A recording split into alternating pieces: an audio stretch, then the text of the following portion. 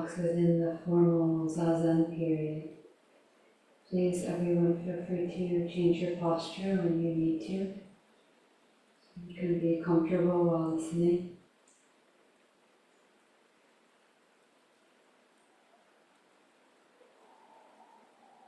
So we've been exploring this question, what is being given? What is being given right now?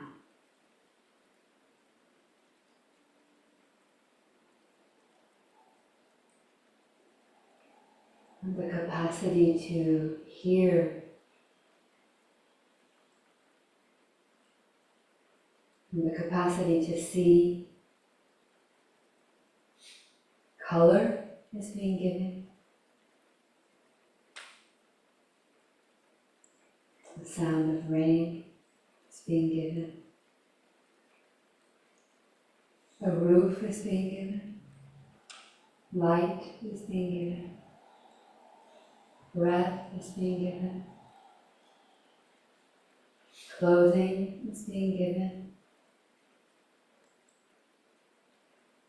The heartbeat is being given. I could probably go on for my whole talk like this. It's absolutely amazing.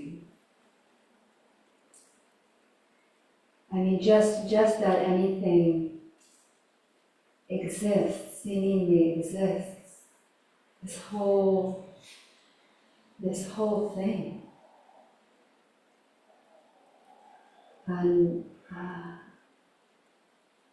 Undeserved, unentitled, uncalled for, extraordinary gift. Just freely appearing out of seemingly nothing, for seemingly no reason.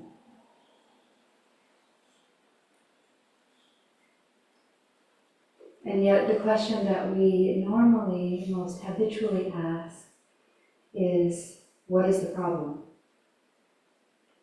Where is the problem? What is wrong?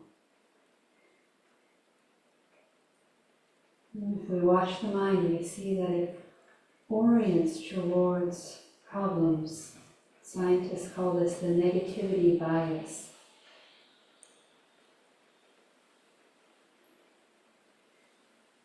It helps the body survive, to notice when there's a problem. But the truth is that we are 99.9% of the time in a very safe place. And so we don't need to be looking out for problems, which causes us a lot of stress, a lot of unneeded suffering. And we do it in big ways, but we also do it in such small ways. Oh,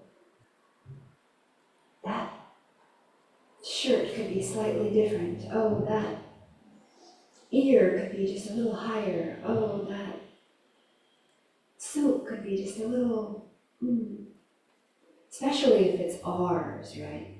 If we made it, or if it's our body, we think. We have so many ideas about what's wrong with it. We're often a little more accepting of others, not always.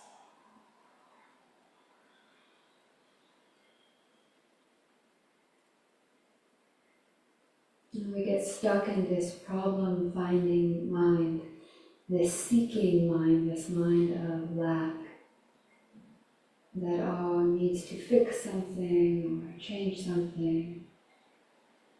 And we see it in our Zazen practice. We just can't quite settle. It's just not quite, doesn't quite feel the way it should feel. If only my leg weren't like that. If only my hip weren't like that.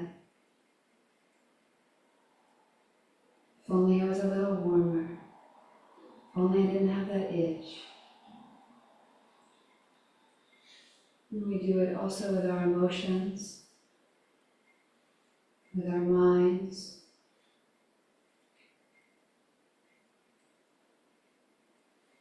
The Buddha called this dukkha.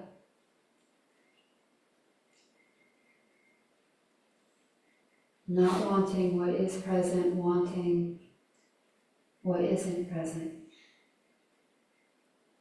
This constant push and pull.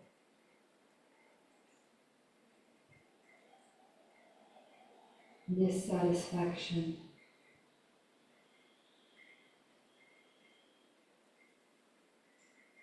And so we try to wiggle out of it. It's hard during sesshin though, because we can't just go and get that thing or read that thing or distract ourselves in the way. So we try to wiggle out of it, but we just can't. They say it's like putting a snake in a bamboo tube. That's what sesshin is. Wiggles, wiggles. Hits up against the wall.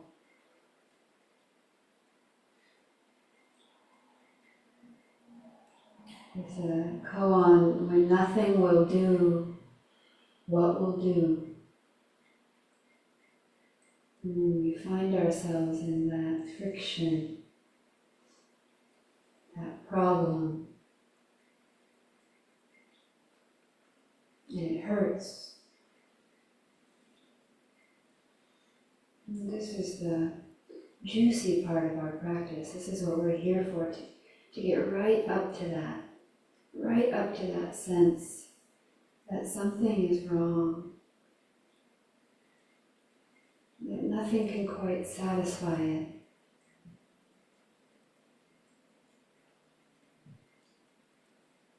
And nothing will do what will do. What do we do when nothing will do?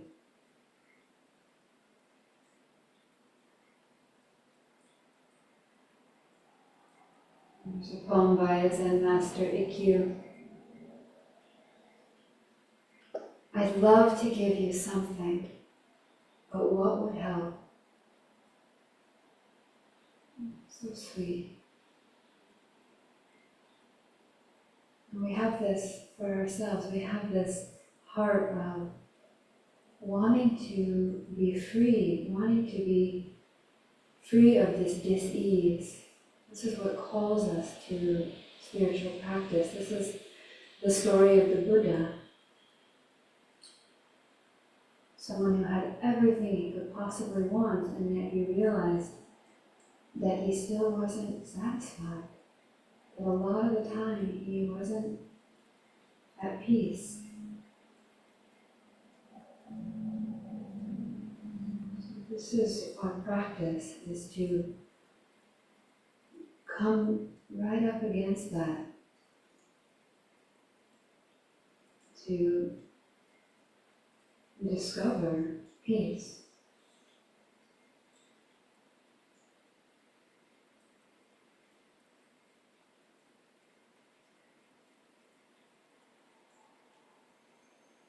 Ryokan says, "Oh, that my monk's robe were wide enough to gather up all the suffering people in this floating world." There's a lot of suffering people. There's a lot of suffering people inside this one person.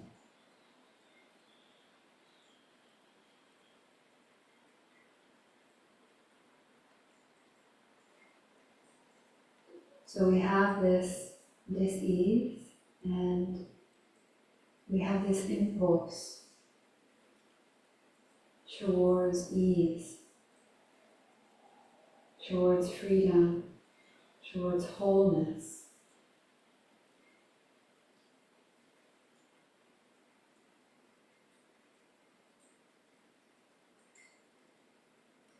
Towards generosity.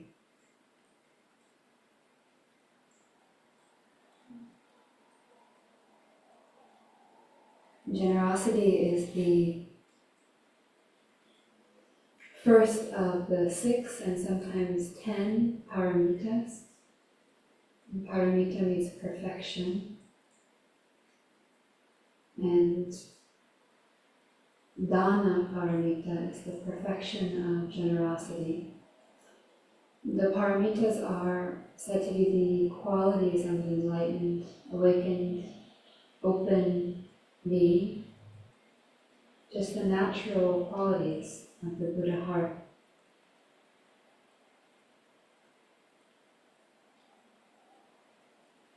And there are also practices that we can take up, ways of orienting the heart-mind. So we're focusing on generosity, but I'll just read the others. So the first is generosity. And generosity is always the first. It's interesting.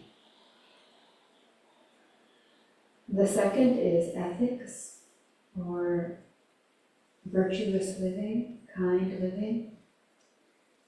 The third is patience. The fourth is diligence. The fifth is meditation. The sixth is wisdom. And it often ends there, but there's four more sometimes. Number 7 is honesty or truthfulness. Number 8 is resolution, following through. Number 9 is kindness, loving kindness, metta.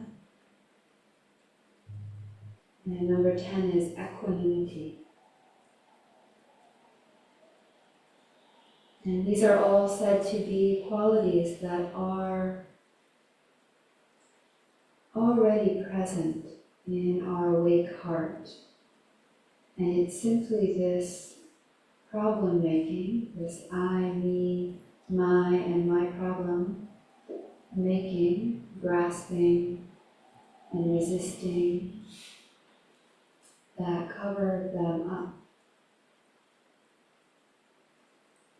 And through our practice we can reveal them, and through our practice we can practice them. So the practice of generosity, which is always number 1. It's said to be the first practice. So if you ever don't know what to do in a moment, you feel confused, having a difficult time in your life, you can always think, okay, generosity, I can do that. A really wonderful practice is to decide one day, I'm going to do 5 random acts of kindness, of generosity today. And you can kind of plan them out. It's really wonderful. You can buy a flower, just give it to a random person on the street. You can tell the cashier that you're going to buy the next coffee, give them $5, and say, I'll buy the next person's coffee, whoever comes through. And it's absolutely amazing how when we start inclining the mind towards generosity, the heart towards generosity, by just doing kind things, for ourselves even. I'm going to do 5 acts of kindness for myself today. Because we're one of these beings that needs kindness. It's just amazing to see the effect that that has. One day of that, it's amazing.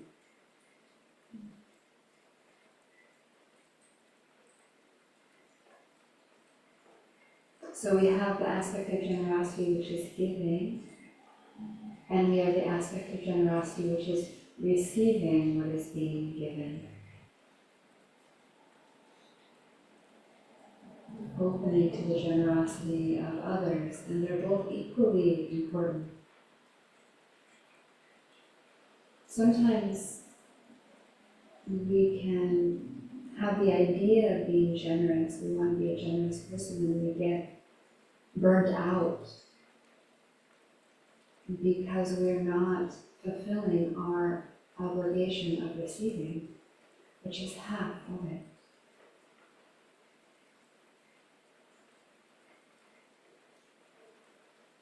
In Sesshin, we really focus on this receiving aspect.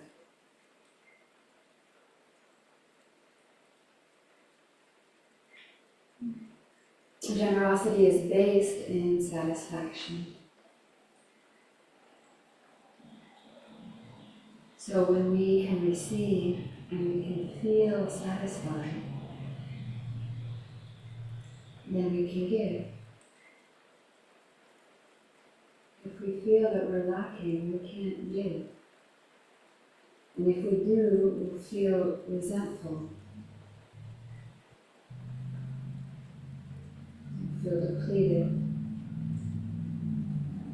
So generosity is based in satisfaction and a view of completeness, of enoughness, of perfection.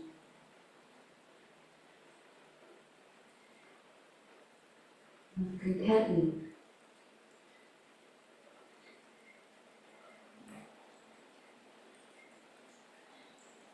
And this satisfaction is based in non-separation,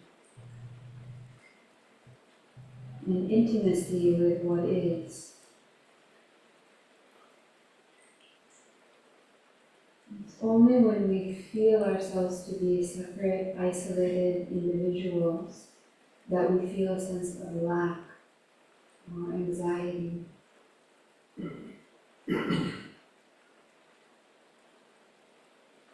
But when we reclaim our place in the abundance that we are, in this abundant gift that we are, this vast unified field of giving, as Slovakia Roshi says, it is in this giving ourselves to each other that we actually live. This unified giving that's happening right now as I'm breathing the air that you're breathing out, the trees are breathing out. The floor is giving itself to us, and we're giving ourselves to the floor. The light is giving ourselves to us. We're giving ourselves to the light. We're not these isolated beings that we think ourselves to be. We are this one being of giving. In this quote, it's always hyphenated. It was in Japanese that he said it, so it's a translation, but it's hyphenated. It's in this giving ourselves to each other. It's like one word. Giving ourselves to each other. I think in Japanese it might be like together giving, like a word that means together giving. It's in this giving ourselves to each other that we actually live. Whether we realize it or not, it is so. It's almost coda.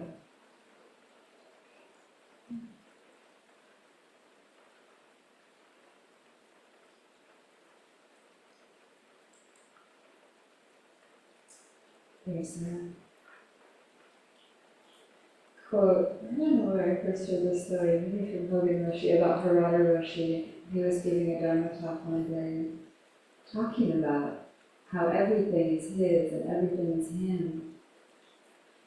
It's that line, you are not it, but in truth it is you. And he said, all these cars over here driving by, they're all mine. I just happen not to be driving them right now. And the quote from Harada Tongan Roshi said, my first teacher, Satya, it's his teacher, Harada Tongan Roshi, and Satya used to always say this quote. And he said they were during in Sesshin, I don't know, he lived in this monastery for a while, it was a very strict monastery, I don't know if they were in Sesshin or if it was just a regular day, but Tongan Roshi starts talking to the practitioners and he says, you're always wanting. And then so Satya thought, he's going to he's scolding us for wanting. But then he says, surprise Satya and says, of course you are. Because it's all already yours. Of course you want it. We long for what we already have. Could it be that everything we've ever longed for is this? It's this right here.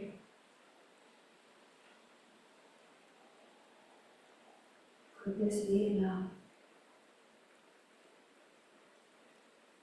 Could this be the peace that we seek? The happiness that we seek?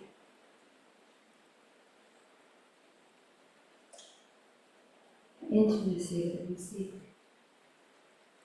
Already freely given to us, just always, always already here.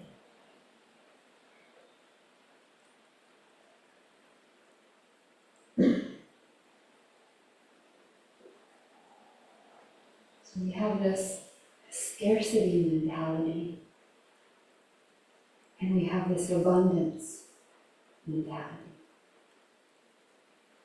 And we, through practice, can choose.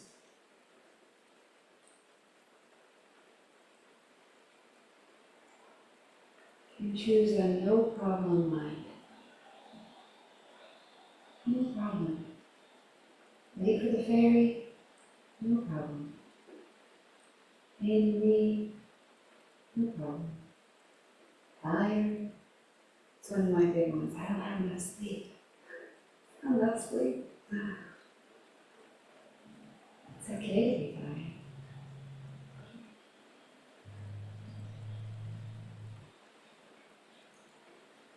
Abundance mentality. There's a poem by Zen poet Ikkyu. Melons, eggplants, rice, rivers, the sky, I offer them to you on this holiday. Melons and eggplants, those are very special things in Japan. But rice, that's very ordinary. Rivers, the sky. That's an amazing gift that we have every day.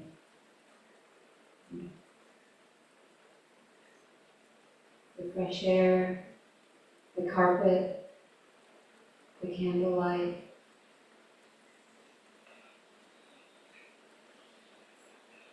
Your cushion, I offer them to you on this holiday. And today is a holiday. Today is Halloween. I never realized that Halloween is tomorrow? Okay. Tomorrow is a holiday. It's Halloween. I never realized that Halloween is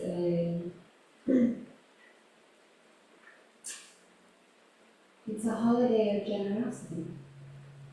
We just go to random people's house and they give us things. At least they give it to the kids.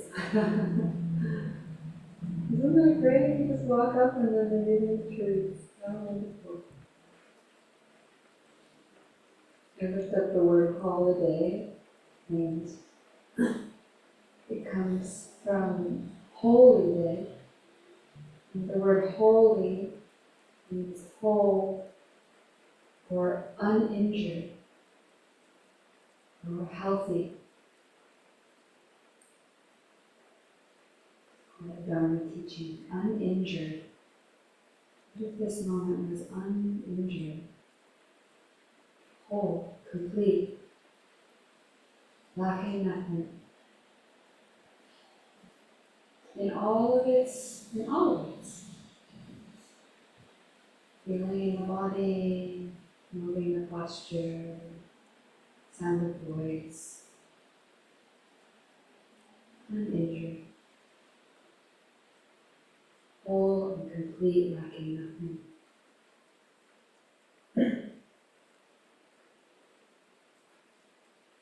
The Bodhisattva precepts, there's many different renditions of them, and one of the renditions are attributed to Bodhidharma, although you don't really know who he was or if he even was. Bodhidharma's one-line precepts, they're called. And the one about not withholding Dharma assets is as follows. Self-nature is subtle and mysterious, inconceivably wondrous. He's talking about this. This is the self-nature. Self-nature is subtle and mysterious, inconceivably wondrous. In the genuine, all-pervading Dharma of no self, of no individual self. In the genuine, all-pervading Dharma of no self, not clinging to a single thing is called the precept of not being stingy.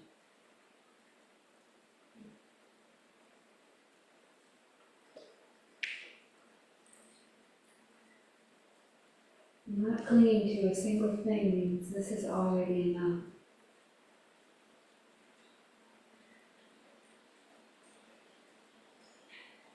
This is flow of life energy.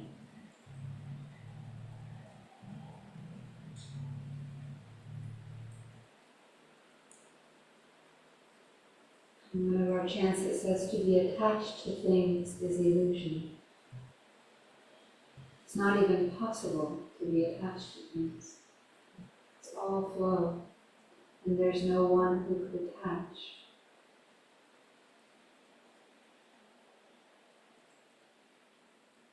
In moments we can see this clearly, and it's all released.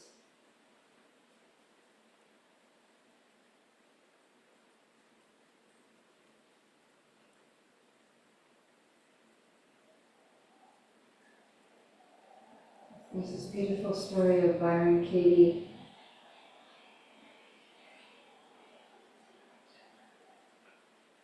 And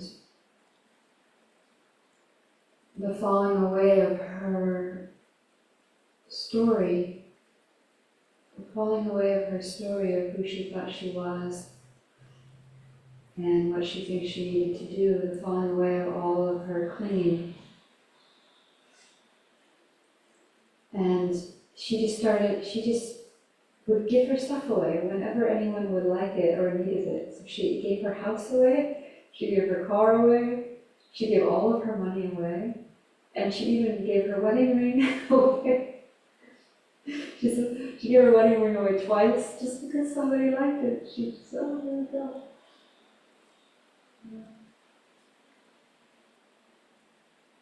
What would that be like to not be attached to things? To allow them to flow. And she also talks about in that period of time, just people would just give her money.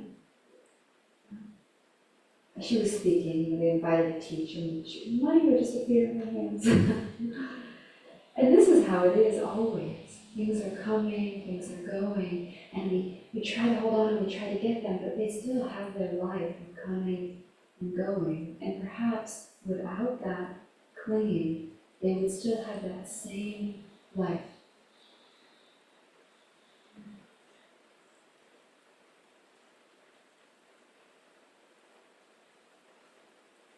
No, we can't make this into a should or a rule about how we should live. But we can touch that openness of heart that allows things to flow into the hands that move them.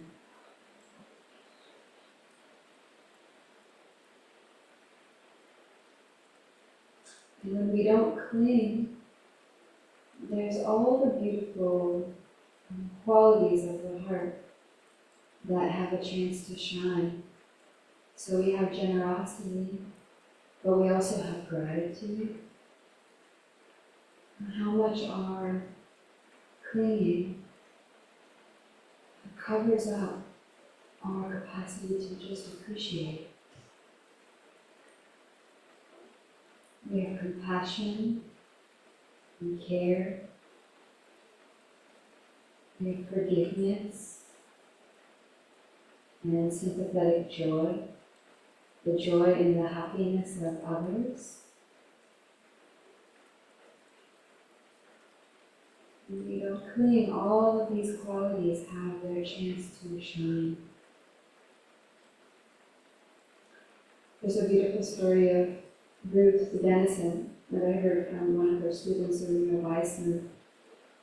She was a very devoted practitioner, and she would always use her spare time to practice. So as the story goes, she was waiting for the train to depart. She had her stuff on the train stopped, and she said, "Oh, okay, I'm going to use these few minutes I have to go do walking meditation outside the train." So she left her stuff in the car, in the train car, and she was practicing her walking meditation. And then it was time to go back to the train, and she walked into the train car, and right at that moment she saw a thief that grabbed her bag and was jumping out of the train car.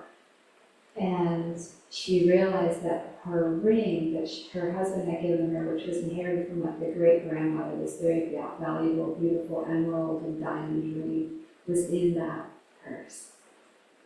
And she said the first impulse, the first thing that came to her was joy for that person who had now had that wealth.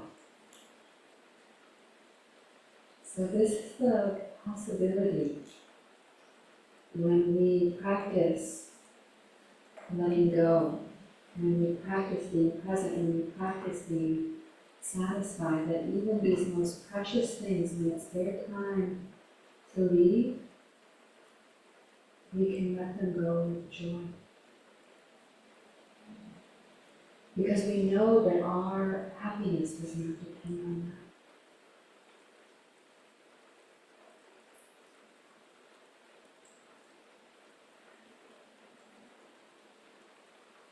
And the sympathetic joy and all of these qualities, they are qualities of shared being. It's not me against you, my happiness versus yours. This is jealousy mind, right? You have it, but I want it. But sympathetic joy mind is we have it. We have it. You are part of me. And you are part of us. And how beautiful, how infinitely our happiness is multiplied with these qualities of generosity, gratitude, sympathetic joy. And there's millions of opportunities for the heart to light up. Just as many opportunities as there are for the heart to close down with problems or shoulds.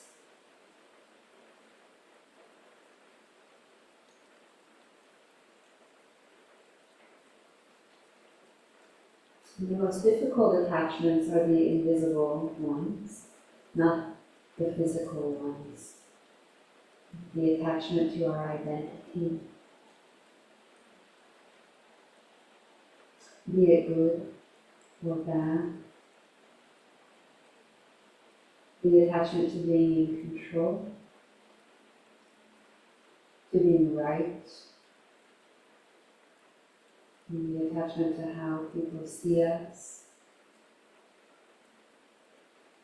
The attachment to knowing. We need to know. These are all the identity.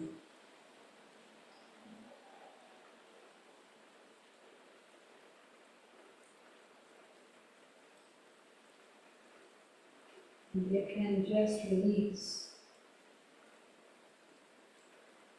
The need to know can release.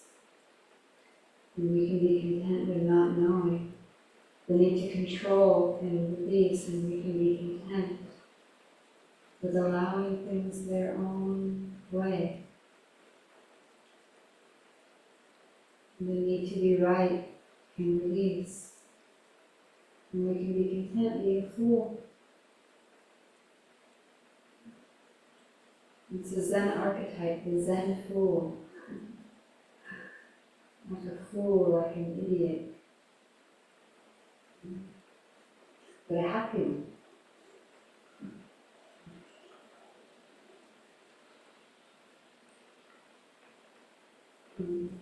People really like fools a lot more than they like the one who knows. So we can brighten people's lives. And of course we can be in charge when we need to be. So we have this practice of non-reactivity, of sitting still, of becoming the snake in the bamboo tube. They often say you don't know if you're a snake until you get into a tube. You don't even know how much you're moving around and trying to find something until we sit still. And that can be a hard process, a difficult process, but very, very worth it. And then the snake, which is us, can learn to rest right where we are, to practice non-reactivity, non-wiggling, to surrender to the schedule, to receive whatever is being offered, to receive whatever feelings, uncomfortable or comfortable, whatever sensations, uncomfortable or comfortable, to become exactly what we are. Become exactly what we are.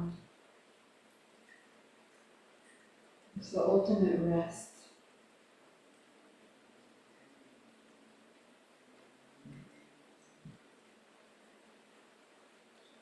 Looking outside, looking inside. Just a big welcome.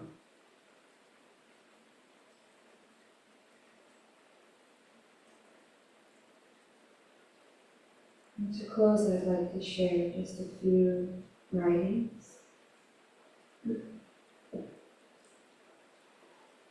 The first is about this practice of becoming, intimately becoming what is.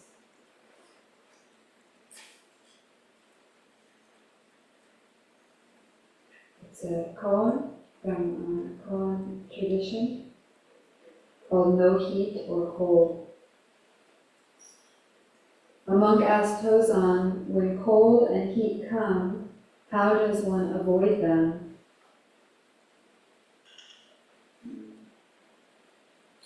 This is our life. We get cold, we get hot, we get comfortable, we get uncomfortable. We get tight, we get loose. Back and forth. How do we avoid this, the pain of this? When cold and heat come, how do we avoid them? Tozan said, why not go to where there is no cold or heat? The monk said, how is it when there is no cold or heat?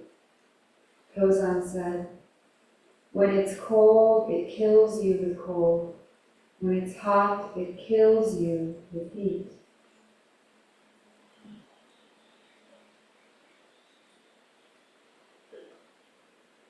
What is this you? What is this me in my experience? And what is that to close that gap so that there's just cold? There's not me and the rain. There's just the rain. And this is the direction of our practice of intimate presence, becoming completely this life without that division, without that artificial division. So that everything has its place. Allowed. This is the poem I'll close with this. Also about this practice of intimacy, this practice of welcoming. We say welcoming, but still me welcoming. But it gets at it. It gets us closer there so that we can enter that place where there isn't two. This is from a book of poems that were inspired by poems written by the earliest Buddhist nuns in the Buddhist time. It's called The First Free Women. And this poem is inspired by a woman named Rohini, which means wandering star. Isn't that what we all are, wandering stars? You don't become the cloth just because you put on the robes. You don't turn into empty space just because you carry a bowl. The sun doesn't bow down. Trees don't throw flowers at your feet. Birds don't start answering when you call. The path will hold even your biggest mistakes. The path will make room for even your deepest regrets.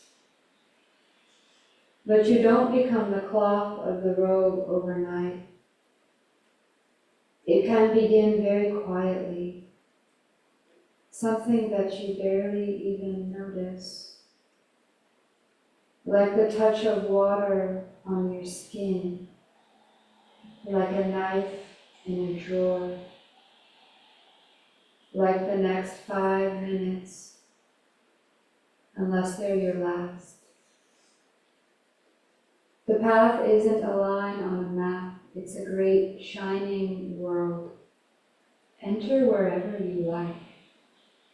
You might get thrown back once or twice, but if you push through the outer layers, oh my sisters, oh my brothers, then you will know the true welcome